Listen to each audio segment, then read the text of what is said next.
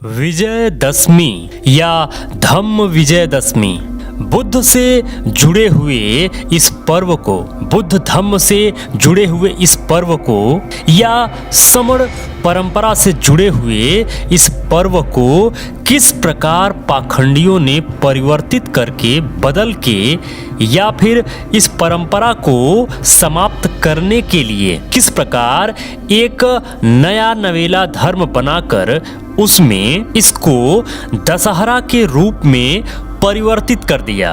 आइए इस news report में हम पूरी तरीके से समझेंगे कि असल में मूल निवासियों का ये पर्व क्यों मनाया जाता था, किस लिए मनाया जाता था, किस कारण मनाया जाता था और अब मूल निवासियों को इसको मनाना चाहिए या नहीं मनाना चाहिए। নমস্কার, সুজিত চট্টোপাধ্যায় দিগদর্শনে একটি নতুন পর্ব নিয়ে আপনাদের সামনে হাজির হলাম। বিজয়া দশমী। বিজয়া দশমী বলতে আমরা কি জানি? আমরা জানি বাংলায় একরকম, সারা ভারতবর্ষে আরেক রকম। সারা ভারতবর্ষে এদিন দশেরা উৎসব পালিত হয়। দশেরা উৎসব মানে রাবণকে এই দিনেই নাকি হত্যা করেছিলেন রাম, অর্থাৎ অশুভকে হত্যা করেছিলেন শুভ শক্তি। এই দশেরা উৎসব ঘিরে রাবণের কুশপুত্তলিকা দাহর একটা ব্যবস্থা আছে। মজার ব্যাপার, ভারতবর্ষের অনেক জায়গা আছে যেখানে মানুষ রাবণের মন্দির তৈরি করে সেখানে রাবণের পুজো করেন। এই নিয়ে একটি পর্ব আগেই আপনাদের সামনে হাজির করেছিলাম। বিজয়া দশমী যেটা বাংলায় পালিত হয় সেটা হচ্ছে মহিষাসুরকে এদিন দেবী দুর্গা বধ করেছিলেন। শাস্ত্রে অবশ্য অন্যরকম ব্যাখ্যা আছে। মহিষাসুরকে দেবী দুর্গা বধ করেননি, মহিষাসুরকে বধ করেছিলেন মহালক্ষ্মী, যেটি নাকি দেবীর একটি রূপ, এবং ত্রিশূল দিয়ে নয়, তলোয়ার দিয়ে মাথা কেটে দিয়েছিলেন। কিন্তু সর্বত্র আমরা দেখছি ত্রিশূল বিদ্ধ মহিষাসুরকে বধ করছেন দেবী দুর্গা। তাহলে দেবী দুর্গা যদি মহিষাসুরকে বধ না করে থাকেন তাহলে কাকে বধ করেছেন? তিনি দুর্গমাসুর বলে এক অসুরকে বধ করেছিলেন। যাই হোক, সে তো ভিন্ন গল্প। আমরা আজকের এই পর্বে যেটা বোঝাতে চাইছি সেটা হচ্ছে যে বিজয়া দশমী বলতে আসলে কি ছিল, তার আসল তাৎপর্য কি ছিল। মোটেই এই মহিষাসুর বধের ঘটনা ছিল না। হ্যাঁ, শুনলে একটু অবাক লাগছে বটে আপনাদের কাছে। তার জন্য আপনাদের একটু পিছিয়ে যেতে হবে ইতিহাসে, মানে কয়েক হাজার বছর আগে আপনাদের পৌঁছে যেতে হবে, যে সময় রাজত্ব করতেন সম্রাট অশোক। তিনি যখন রাজা হলেন, রাজা হওয়ার পর তার প্রথম 8 বছর কেটেছিল সাম্রাজ্য বিস্তার করতে। আর এত বড় সাম্রাজ্য ভারতবর্ষে এর আগে বা পরে আর কেউ তৈরি করতে পারেননি। সেটা কিন্তু আমরা মেনে নিই, যার জন্য আমরা কিন্তু আমাদের জাতীয় পতাকায় যে চক্রটা রাখি সেটাও অশোক চক্র, যেখানে 24টা কাঁটা আছে, অর্থাৎ 24টা নীতির কথা যেটা বলেছিলেন অশোক। তার সঙ্গে আছে আমাদের মূল যে সিম্বল অশোক স্তম্ভ, সেই অশোক স্তম্ভটাও কিন্তু ওই অশোকের কাছ থেকে পাওয়া। কিন্তু অশোকের ইতিহাসটা ভুলিয়ে দিয়েছে হিন্দুত্ববাদীরা। তারা নিজেদের সনাতনী হিন্দু শব্দটা আজকাল খুব ব্যবহার করছেন। কিন্তু সনাতনী যদি আমাদের বলতে হয় তাহলে বলতে হবে বৈদিক যুগ, প্রাক বৈদিক যুগ এবং তার আরো কিছু আগের লৌকিক এবং বৌদ্ধদেবের জৈন এবং আজীবন যে ধর্ম, সেই ধর্মের সময়কালটাই হচ্ছে কিন্তু সনাতন ধর্মের কথা। সেই সনাতন ধর্মের সঙ্গে হিন্দুত্বের ধর্মের কোনো মিল তো নেই, উল্টে বিরোধ আছে। সে প্রসঙ্গে যাচ্ছি না, আমি ফিরে আসছি আবার এই বিজয়া দশমী প্রসঙ্গে। এই বিজয়া দশমীর দিন কি হয়েছিল? সম্রাট অশোক যখন কলিঙ্গ জয় করে ফিরছিলেন, তার সঙ্গে একজন বৌদ্ধ ভিক্ষুকের সঙ্গে দেখা হলো। তিনি বৌদ্ধ ভিক্ষুকে জিজ্ঞাসা করলেন, আপনি কলিঙ্গ ছেড়ে কি চলে যাচ্ছেন? বলে, এছাড়া উপায় কি? বুদ্ধদেবের অহিংস ধর্ম প্রচারের জন্য এসেছিলাম, কিন্তু আপনি যেভাবে যুদ্ধ করে লক্ষ লক্ষ মানুষকে হত্যা করলেন এবং তাদের গৃহ ছাড়া করেছেন, এখানে বৌদ্ধ ধর্মের প্রচারের তো কোনো আর প্রয়োজন দেখছি না। এই দেশটা তো হয়ে গেছে অপবিত্র একটি দেশ। মহারাজ, আপনি কিন্তু একটা বিরাট ভুল করেছেন। প্রজা পালন হচ্ছে রাজধর্ম, প্রজা নিধন কিন্তু রাজধর্ম নয়। একটা জ্ঞান পেলেন সম্রাট অশোক, বুঝতে পারলেন নিজের ভুল। আত্ম অনুশোচনায় তিনি ক্ষমা প্রার্থনা করলেন ও বৌদ্ধ ভিক্ষুর কাছে। তাকে নিয়ে এলেন তার রাজসভায় মগধের পাটলিপুত্রতে। সেখানে নিয়ে আসার পরে বললেন যে আমি এই প্রায়শ্চিত্ত করতে চাই, আমি এই রাজত্ব ত্যাগ করতে চাই, রাজার যা মানে বলবো অনুভব এবং রাজার যে প্রাচুর্য সেগুলো ত্যাগ করে আমি সাধারণ মানুষ হতে চাই এবং সমানতা প্রত্যেক মানুষের মধ্যে প্রচারে একজন বৌদ্ধ প্রচারক হতে চাই, বৌদ্ধ হয়ে আমাকে দীক্ষিত করুন। যে দিনটিতে ওই বৌদ্ধ ভিক্ষু তাকে দীক্ষা দিলেন সেই দিনটি ছিল এই আশ্বিন মাসের শুক্লপক্ষের বিজয়া তিথিটি। কেন না এই দিনটিতেই বিজয়া তিথি হিসেবে প্রচারিত হলো, আসলে বিজয়া তিথি না, তখন ছিল আশ্বিন মাসের শুক্লাপক্ষের মানে দশম দিন। এই দিনটিতে কি হতো, বৌদ্ধ ভিক্ষুরা সারা বছর ধরে ঘুরে ঘুরে কিন্তু কি করতেন না বৌদ্ধ ধর্মের প্রচার করতেন, কিন্তু বর্ষাকালে রাস্তা যেহেতু বন্ধুর পথ হয়ে যেত সেজন্য তারা এই আশ্রমে অর্থাৎ বৌদ্ধ যে মঠ সেখানে তারা কিন্তু বুদ্ধের ভজনা করতেন এবং তারা যে অন্ন সংগ্রহ করতেন ভিক্ষা করে সেটা করতে যাওয়ারও তাদের সময় হতো না, বস্ত্রও হয়ে যেত সারা বছর এক বস্ত্র পরার পর মলিন। এই সময় গৃহী যারা ভক্তরা থাকতেন এই দিনে বর্ষা কেটে যাওয়ার পর দিনটি নির্ধারিত হয়েছিল, তারা চিবর দান করছেন, বৌদ্ধদের চিবর অর্থাৎ নতুন বস্ত্র, কুশ দিয়ে তৈরি নতুন বস্ত্র এবং গেরুয়া রং করা বস্ত্র, সেটা তাদের দান করতেন এবং বৌদ্ধ ওই ভিক্ষুদের তারা খাদ্য দিতেন, যার ওপর বেঁচে থাকতেন ওই বৌদ্ধ ভিক্ষুরা। এই দিনটি ছিল সেই পবিত্র দিন, কিন্তু হিন্দুত্ববাদীরা পরবর্তীকালে এটিকে একদিকে রাবণ বধের দিন হিসেবে প্রতিষ্ঠা করে দিয়েছে রামায়ণ মারফত, আর অন্যদিকে ওই দুর্গা মহিষাসুর অর্থাৎ ভারতবর্ষের আদিবাসী ভূমিপুত্রকে হত্যা করে আর্য সভ্যতাটাকে প্রতিষ্ঠা করার যে বিষয়টি, এটি কিন্তু সুকৌশলে এই দিনটিতে চাপিয়ে দেওয়া হলো। এবং যেহেতু বৌদ্ধ ধর্ম আস্তে আস্তে অবলুপ্ত হয়ে গেল হিন্দুত্ববাদী আগ্রাসনে, বৌদ্ধ ধর্মেরও কিছু ত্রুটি ছিল, এই সব কিছু মিলিয়ে যেটা হারিয়ে গেল সেটা হচ্ছে এই বিজয়া দশমীর আসল তাৎপর্য। বিজয়া দশমীতে এখন হয়ে গেছে অবাঙালিদের কাছে দশেরা, আর বাঙালিদের কাছে হয়ে গেছে মা দুর্গার বধ করে, অর্থাৎ যে দিনটে বধ করেছেন সে সময় তিনি এসছেন তার বাংলায় তার বাপের বাড়ি, এই দশমীর দিনেতে বধ টধ করে তিনি ফিরে যাচ্ছেন কৈলাসে।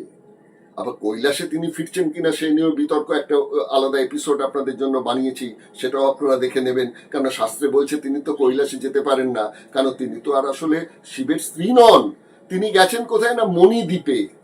এটি একটি পর্বে বলবো, যারা একটু জানতে চান তারা একটু করবেন, যদি আমার ভুল ত্রুটি হয়ে যায় তাহলে সেটা ধরিয়েও দেবেন।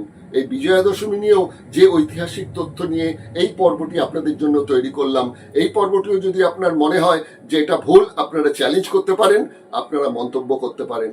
আর যদি আপনারা নিজেরা একটু জেনে শুনে দেখেন যে আমি কোনো ভুল বলছি না, আসল তথ্যই আপনাদের কাছে পরিবেশন করছি, তাহলে একটু মন্তব্য করে জানাবেন, আমরা উৎসাহিত হব। ভালো লাগলে অন্যকে শেয়ার করবেন আর অবশ্যই সাবস্ক্রাইব করবেন। দিগদর্শন 10-এর পাশে দেশের সাথে। চলুন প্রতিবেদনের মধ্যে দিয়ে আমরা একটু বুঝে নিই যে আসলে বিজয়া দশমী তিথির মূল তাৎপর্যটা কি ছিল, সনাতনী রীতিনীতিটা কি ছিল, সেই বিষয়টাই একটি প্রতিবেদনের মধ্যে দিয়ে আপনাদের কাছে হাজির করছি। দেখুন, সময়টা খ্রিস্টপূর্বাব্দ 322। নন্দবংশের উচ্ছেদ ঘটিয়ে বিশাল সাম্রাজ্য গড়েন মৌর্য বংশের প্রতিষ্ঠাতা চন্দ্রগুপ্ত মৌর্য। এই সাম্রাজ্যের সময়কাল ছিল 322 খ্রিস্টপূর্বাব্দ থেকে 185 খ্রিস্টপূর্বাব্দ।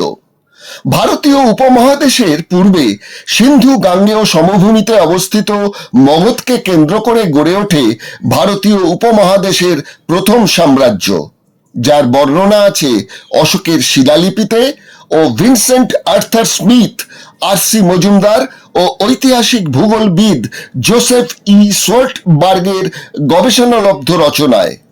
এই সাম্রাজ্য ছিল বর্তমান মানচিত্রের নিরিখে উত্তরে হিমালয়, পূর্বে আসাম, পশ্চিমে বালুচিস্তান ও হিন্দুকুশ পর্বতমালা পর্যন্ত। পরবর্তীকালে সাম্রাজ্য আরও বিস্তৃত হয় দক্ষিণ ভারতে। মৌর্য বংশের শ্রেষ্ঠ নৃপতি সম্রাট অশোক কলিঙ্গ জয় করে দক্ষিণ ভারত বিজয় সম্পন্ন করেন। 272 খ্রিস্টপূর্বে বিন্দুসারের মৃত্যু হলে উত্তরাধিকার নিয়ে সমস্যা তৈরি হয়। বিন্দুসার মনস্থ করেছিলেন তার পুত্র সুসীমকেই করবেন পরবর্তী সম্রাট, কিন্তু সুসীমের উগ্র আচরণে অসন্তুষ্ট মন্ত্রী পারিষদেরা অসম্মত হন।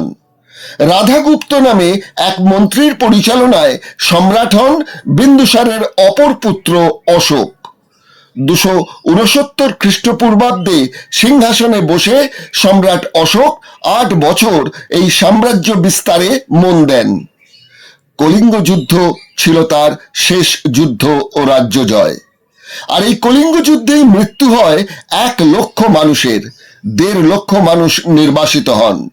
এই সময় বৌদ্ধ ভিক্ষু নিগ্রোধ তাকে উপলব্ধি করান প্রজানিধন নয়, প্রজা পালনই রাজধর্ম। আত্ম অনুশোচনায় সম্রাট অশোক এই বৌদ্ধ ভিক্ষুকে রাজধানী পাটলিপুত্রে নিয়ে আসেন। সেখানে তিনি অস্ত্র ত্যাগ করে গেরুয়া বসন পরে বৌদ্ধ ধর্মে দীক্ষিত হন। প্রজাপালন আর বৌদ্ধ ধর্ম প্রচার হয়ে ওঠে তার জীবনের লক্ষ্য। কে এই বৌদ্ধ ভিক্ষু নিগ্রোধ? নিগ্রোধ ছিলেন বুদ্ধদেবের সাক্ষাৎ শিষ্য। নিগ্রোধ বলতে বোঝায় বটগাছ। বৌদ্ধ শাস্ত্রে এই বটগাছের গুরুত্ব আছে। বটগাছের এক বাগানে বা নিগ্রোধ মণ্ড নামে পরিচিত এক বাগানে, এখানেই বুদ্ধদেবের কাছে সম্ভবত দীক্ষিত হওয়ায় নিগ্রোধ নামে পরিচিত হন এই বৌদ্ধ ভিক্ষু। এই উদ্যানটি ছিল বুদ্ধ বারাণসীর কাছে। সম্রাট অশোক তার নতুন জীবন শুরুর জন্য আশ্বিন মাসের শুক্লা দশমী দিনটি কেন বেছে নিয়েছিলেন? সম্ভবত অশোকের দীক্ষাগুরু দিনটি নির্দিষ্ট করেছিলেন। বৌদ্ধ ধর্মে দিনটি একটি শুভ দিন। বৌদ্ধ ধর্মে এই দিনটি দ্বিতীয় বৃহত্তম উৎসব। বর্ষাবাস সমাপ্তিও বটে। বর্ষাবাস বিষয়টি কি?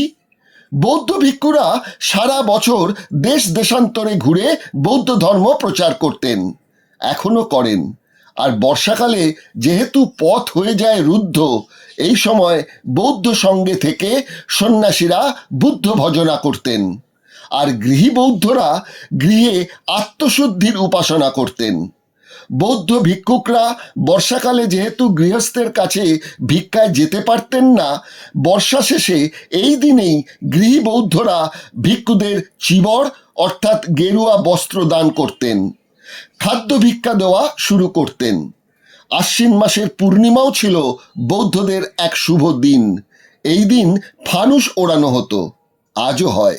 দিনটিকে বলা হয় প্রবারণা পূর্ণিমা, পালি ভাষায় মাহাং ওয়েগ গাই পোয়ে। এই দিনে বৌদ্ধ গৃহীরা প্রায়শ্চিত্ত করেন, মহাজনের ঋণ পরিশোধ করেন। ভিক্ষুরা একে অপরের কাছে নিজেদের ত্রুটির জন্য ক্ষমা প্রার্থনা করেন। বৌদ্ধদের কাছে প্রথম উৎসব আষাঢ় পূর্ণিমা। এই দিনে বুদ্ধদেব নিজে রাজত্ব সংসার ত্যাগ করে মস্তক মুন্ডন করে বৌদ্ধ ভিক্ষু হন। এই তিথিতেই তিনি পরবর্তী সময় 60 জন প্রশিক্ষিত ভিক্ষুকে ধর্মপ্রচারে বিশ্বের বিভিন্ন স্থানে প্রেরণ করেন। তিনি বলেন, সরত্থ ভিকমবে চারিকং বহুজন হিতায় বহুজন সুখায়, অর্থাৎ বহুজনের হিতে ও সুখে তোমরা কর্মে ব্রতী হও। অথচ ব্রাহ্মণ্যবাদী হিন্দুত্বের প্রচারকেরা এই আশ্বিন মাসের শুক্লা দশমীকে রাবণ বধ ও মহিষাসুর বধের গল্প ফেদে মানুষকে সনাতনী ধর্মের রীতি থেকে ভুলিয়ে দেওয়ার একটি প্রথা চালু করে দেয়। সুতরাং বিজয়া দশমী যে আসলে হিংসাকে জয় করে অহিংস হয়ে মনকে উন্নত করার এক উৎসব, রাবণ হত্যা ও মহিষাসুর হত্যাকে মহিমান্বিত করে হিন্দুত্ববাদীরা দিনটির আসল গুরু উৎসকেই ভুলিয়ে দিয়েছে।